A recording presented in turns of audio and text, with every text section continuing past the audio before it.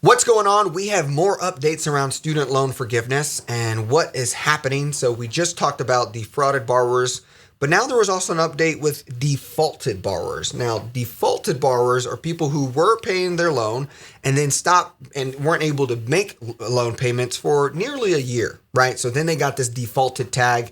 It impacted their credit score, roughly 100 to 200 points, and makes it hard to get rent, approval, mortgages, car loans when you are a defaulter on your student loan. But let's kind of dive in what the Biden administration is doing to release that default tag, really impacting a lot of people. So again, it's a Wall Street Journal article that I'm looking at. Biden student loan pauses could give 7 million borrowers a higher credit score. So if we kind of dive into the article here, President Biden didn't forgive any student loan debt when extended a pandemic pause, as we know, but more than 7 million borrowers with defaulted federal loans will get the default removed from their credit report and be given a second chance to get back on track making payments. The change will improve financial prospects of these borrowers as default significantly hurts people's chances of getting auto loans, mortgages, and credit cards. It may also limit one's ability to get a job, rent an apartment, or enlist in the U.S. Armed Forces. So, very important and it seems like a small change, but this is impacting a lot of people. Like we said, people get into default by 270 to 360 days of failing to make required payments. A default can cause up to 100 to 200 points of drop in your credit score. So with that lift, we're going to see a change.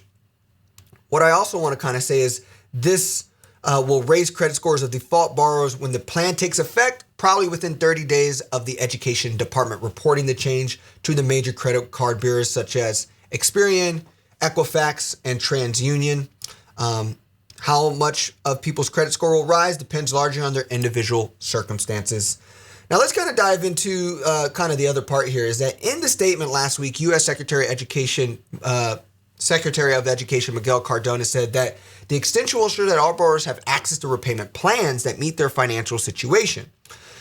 Specifically, what they're talking about, if your total student loan debt exceeds your annual income, you should be able to qualify for reduced payments under an income-driven repayment plan.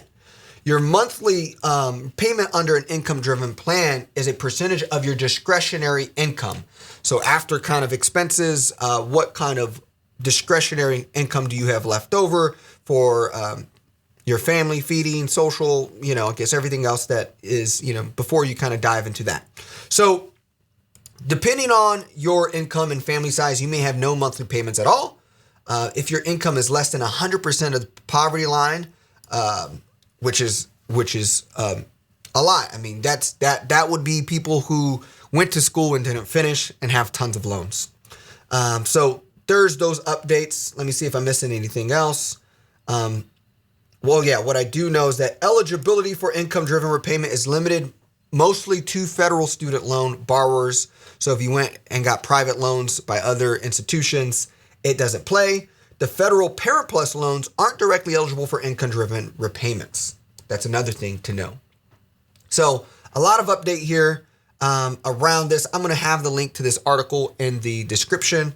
But all in all, another win. This isn't student loan forgiveness, but allows people who haven't been forgiven for defaulting to now have access to better credit and be able to make different decisions for economic mobility in their lives when it comes to jobs, mortgage, rent, car payments, things like that. So another progress point for the Biden administration. Do you think Biden's doing enough? Do you think the Department of Ed's doing enough? What would you like to see?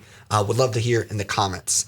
Continue to subscribe, continue to follow as we keep you updated on student loan forgiveness and where are we on that process for the nearly 41 million Americans who have some type of student loan debt. Thank you for watching ednews.com.